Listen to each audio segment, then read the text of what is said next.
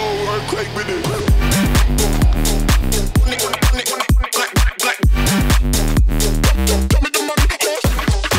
Bonjour et bienvenue sur le site du Repère des motards pour l'essai de la toute nouvelle Ducati X-Diavel V4. Alors qu'est-ce qui change entre cette nouvelle X-Diavel et la précédente version? Eh bien quasiment tout. Ça commence par le moteur, puisque à la place de l'ancien V2, on récupère le nouveau V4 qui équipe déjà la Diavel, qui est sortie il y a 2 ans, qui est la même base plus ou moins que ce qu'on retrouve sur la Multistrada. Un moteur qui développe quand même 168 chevaux, donc il y a de quoi faire. Quasiment un couple de 13 mètres kg, donc là aussi on devrait bien s'amuser. Toute l'électronique commune maintenant à toutes les Ducati équipées avec CV4, donc une électronique ultra complète, 4 courbes de puissance, wet, urban, touring, sport. Et le truc très bien, c'est qu'en fait on peut intervenir sur chacun de ces modes pour décider si on veut plus ou moins de puissance, plus ou moins d'assistance, voire tout déconnecter. Et en plus, ça les garde en mémoire. Ça, c'est super bien. En plus, l'interface est relativement intuitive. Le tableau de bord, c'est celui des Panigale. Donc, si vous connaissez un petit peu Ducati, on n'est pas dépaysé. Par contre, ce qui va changer, il y a 2 coloris sur cette moto qui sont vraiment propres au X-Diavel. Ce rouge. Et je crois que d'après ce qu'on nous a dit hier en conférence de presse, c'est la première fois que Ducati développe un rouge qui n'est pas le rouge Ducati, justement. Celui-là est plus sombre, plus profond et assez sympa. Et il y a un noir aussi qui n'est pas vraiment noir, qui est assez sympa également à la lumière, surtout au soleil. Voilà, ils ont vraiment axé cette moto sur le look. Alors évidemment, on voit bien que c'est pas une moto qui passe franchement inaperçue. Elle a vraiment des volumes, elle est très massive au niveau de l'avant. Là, il y a les 4 flûtes pour marquer les 4 cylindres. Je ne suis pas excessivement fan.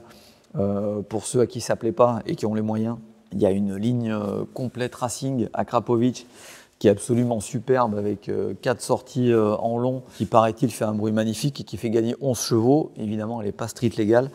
Ce qui est assez rigolo puisque je ne pense pas qu'on va croiser beaucoup de X-Diavel sur les circuits.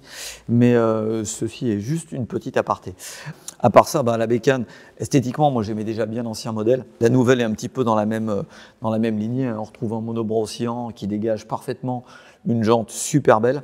Un train avant digne d'une moto de superbike avec une fourche de 50 mm de diamètre. Des disques de frein de 330 mm, mordus par des étriers Stylema Brembo. Enfin, c'est ce qu'on retrouvait sur le top du top des superbikes il y a 2 ans. Voilà, c'est pas compliqué. C'est vraiment du top niveau. La selle est très jolie. Ils ont fait une forme un petit peu en cuvette. On verra tout à l'heure ce que ça donne en dynamique. Le guidon également, la position a un petit peu changé.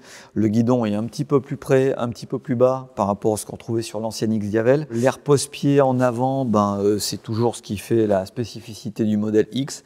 Feet first, comme ils disent, donc les pieds en avant, façon Harley. Il y a des petits détails de finition qui sont, de mon point de vue, pas spécialement exceptionnels.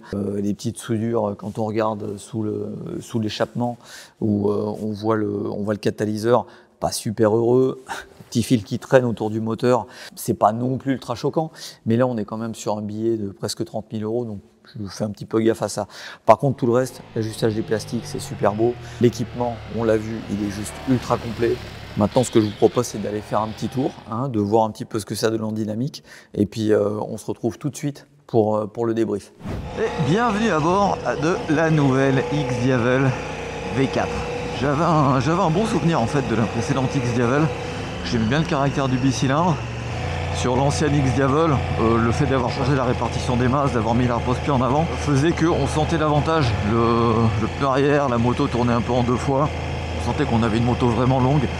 La nouvelle, c'est assez bluffant le travail qui a été effectué. Donc elle récupère le V4, en gros, de la multi qui a été retravaillée. Par contre là, l'air de rien, je viens de descendre et de monter les rapports au shifter.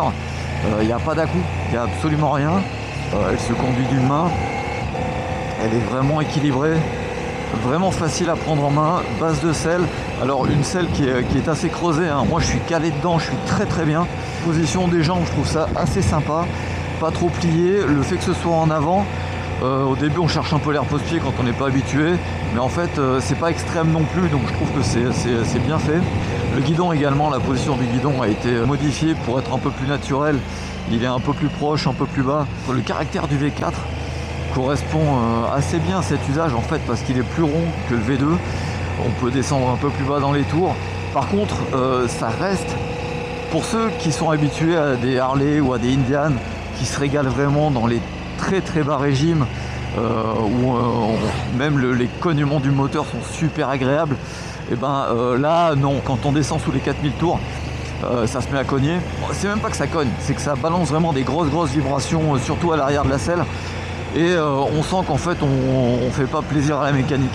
Même sur les intermédiaires, ils préfèrent rester au-dessus de 4000, on va dire, pour être vraiment bien. On va mettre un petit peu.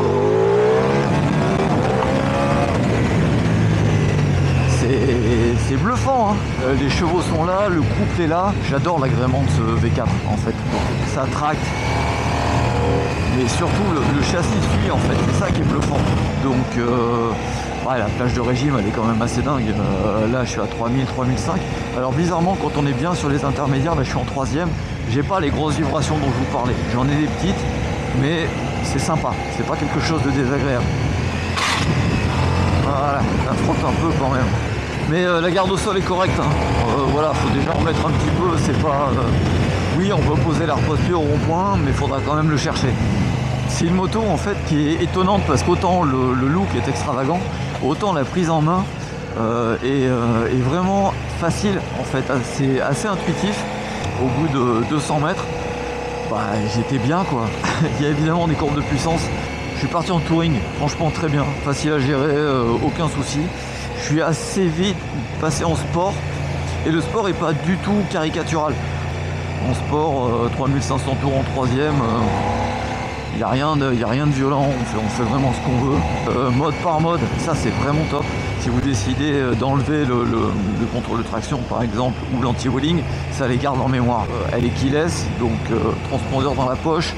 Les très bonnes surprises en dynamique de la moto, bah, ça va être ses suspensions. Honnêtement, le confort est bluffant.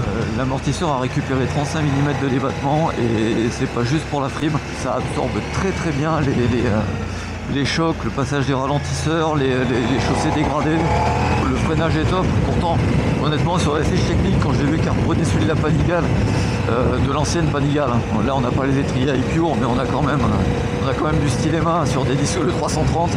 C'est-à-dire, c'est ce qui équipait les meilleurs Superbike il y a 2 ans. Bah, franchement, regardez-moi l'agilité de la moto pour passer d'un angle à l'autre. Ça se fait, mais avec une facilité désarmante. Il n'y a plus ce sentiment par rapport à l'ancienne XDiavel, vraiment qu'elle tournait en 2 fois. Là, on est d'un bloc. Voilà, ça plonge, mais ça reste progressif. C'est vraiment bien fichu. Évidemment, tout est réglable en écartement. Il n'y a aucun souci de ce côté-là. Le downshift est vraiment bon, le shifter également, la boîte est top. L'étagement m'a paru tout à fait cohérent. Non, en dynamique, honnêtement, j'ai rien à lui reprocher. Après, les défauts qu'on va pouvoir lui trouver, c'est ceux inhérents à ce type de moto, hein. Évidemment, il n'y a pas de protection, on en prend quand même un peu plein la quiche. Mais bon, ça fait partie du jeu, on le sait, hein. Parce qu'un des reproches qu'on faisait à cette moto, c'était de chauffer beaucoup en ville. Et il y a un système qui fait que les 2 cylindres arrière se coupent pour moins chauffer, également moins consommer. Oui, ça fonctionne, oui, c'est complètement transparent. Par contre, ça chauffe quand même. Mais voilà, c'est quand même un effort de fait pour que ce soit plus agréable et plus facile à vivre. Et ben voilà, de retour en plateau. Alors on vient de se faire rincer, mes enfants. Ça fait 1h15 qu'on est sous la flotte. Heureusement, vous en serez pas aperçus parce que toutes les images qu'on a fait dans la matinée, c'était sur le sec. On a même eu du soleil, donc on a vraiment pu profiter de la moto. Bah voilà, vous l'avez compris avec mes commentaires. Le châssis est top. Le confort est bluffant. L'amortisseur, je vous l'ai dit, je pense en dynamique, a récupéré 35 mm de plus de débattement par rapport à la précédente version, ce qui apporte vraiment un gros plus en termes de confort. Avant, c'était quand même un peu sec, on se prenait facilement des coups de raquette. Le comportement est bluffant, en fait, on peut vraiment rouler vite, se faire plaisir, même si c'est pas le but premier de cette moto, qui reste quand même un power cruiser. Donc vous pouvez également vous balader avec, hein, c'est pas un problème. Le V4 c'est tout faire de toute façon. Est-ce que c'est la moto la plus adaptée si vous voulez faire du cruising à 50 à l'heure?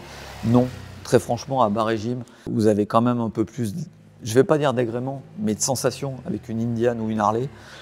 Par contre, là où une Indian ou une Harley vont s'arrêter parce que garde au sol, comportement routier, poids, là, vous allez vraiment pouvoir vous éclater davantage et profiter à fond de la cavalerie des 168 chevaux parce que le châssis est top, parce que le freinage est top. parce que ce moteur a un registre qui est quand même énorme. C'est une moto qui est bluffante en fait. Vous avez un look vraiment extrême et un usage qui ne l'est pas. Elle se prend en main facilement. Elle est relativement légère. On est à 229 kg sans essence. Il y a 20 litres d'essence, donc si vous faites le plein, vous êtes à 244 kg, c'est quand même pas non plus un poids plume, mais la moto est très très bien équilibrée. La position est une réussite, je trouve que c'est moins extrême qu'avant. Par rapport à une Diavel classique, on va dire, le fait d'avoir cette position, on sent un petit peu plus le pneu arrière de 240, on sent un petit peu plus le côté custom en fait, mais ça reste globalement d'une efficacité rare et d'une facilité assez impressionnante par rapport aux dimensions et à la puissance de la moto. Je ne vais pas dire que j'avais beaucoup d'a priori, mais l'ancienne, je trouvais que c'était un peu un gadget, même si le moteur était super sympa. Je me disais c'est cool, on peut faire des wheeling en deux avec les pieds en avant, mais à part ça, je voyais pas trop à quoi ça servait. Celle-là, bon ben voilà, on a les inconvénients de ce type de moto, hein. Vous n'aurez pas de la protection pour faire des milliers de kilomètres. Par contre, le confort est vraiment bluffant, je le répète. Ça, je m'attendais pas. Il y a un espèce de moelleux sur les premiers centimètres de débattement qui font que ça absorbe vraiment à peu près tout. Ça, c'est assez impressionnant. Les perfs, elles sont là, le caractère moteur est là. La connexion de la poignée de gaz est vraiment excellente. Vous ne pouvez pas régler individuellement tout, comme le frein moteur, comme des petites choses qu'on peut retrouver sur la concurrence. Mais en fait, ça évolue en fonction des modes que vous utilisez. C'est-à-dire qu'en mode pluie ou en mode urbain, vous n'aurez pas le même frein moteur qu'en mode sport. Donc au final, moi, ça ne m'a vraiment pas gêné. J'ai trouvé que tout était bien géré, que tout fonctionnait bien. Ouais, c'est une moto qui est surprenante. Alors voilà, entre les performances, le look, le fait que évidemment c'est pas une moto faite pour être polyvalente, hein, c'est plus une bécane du week-end pour se faire plaisir. Mais elle conviendra à beaucoup de monde. Je vous ai pas parlé de la hauteur de selle. Elle est pas si basse que ça, mais c'est très bien parce que du coup, on n'a pas les jambes non plus ni trop pliées, ni trop allongées avec la position. Et comme la selle est vraiment fine, on est très bien pour manœuvrer. On n'a pas l'impression, en fait, quand on est sur la moto, qu'elle a ces volumes-là. Le rayon de braquage, vous vous en doutez, n'est pas exceptionnel, mais c'est pas une catastrophe non plus. Donc globalement, au quotidien, ce sera pas un souci. Moi, il y a des trucs que j'aime beaucoup, comme les finitions mat, que j'aime un peu moins, paradoxalement, comme le contraste avec les finitions brillantes du moteur. Et je l'ai dit tout à l'heure, voilà, les petits fils qui traînent. Ducati aurait peut-être pu faire un effort. Sur la Rocket 3, il n'y a rien, quoi. La moto est super épurée. Par contre, une Rocket 3, ce ne sera pas aussi efficace en termes de châssis. Le moteur, le 3 cylindres, a un caractère différent. Mais là, le V4, moi, je trouve que son registre est complet et qu'il va vraiment bien avec ce type de moto. Pour moi, elle est plus aboutie que la précédente version, elle en offre un peu d'avantages, mais la précédente avait peut-être des défauts qui faisaient aussi son charme, donc ça, ce sera un petit peu à vous de voir. C'est une bécane qui laissera personne indifférent, je pense, et qui a vraiment des qualités, donc si vous êtes intéressé par ce type de moto, n'hésitez pas à aller l'essayer pour vous faire votre propre opinion, mais moi, franchement, j'ai été très agréablement surpris par les capacités dynamiques de la bécane. Voilà, on va se retrouver, j'espère, rapidement pour un prochain essai. En attendant, n'hésitez pas à aller tester ça. Likez, abonnez-vous, partagez, ça nous fait beaucoup de bien. Et puis, on se retrouve très très vite. À ciao. You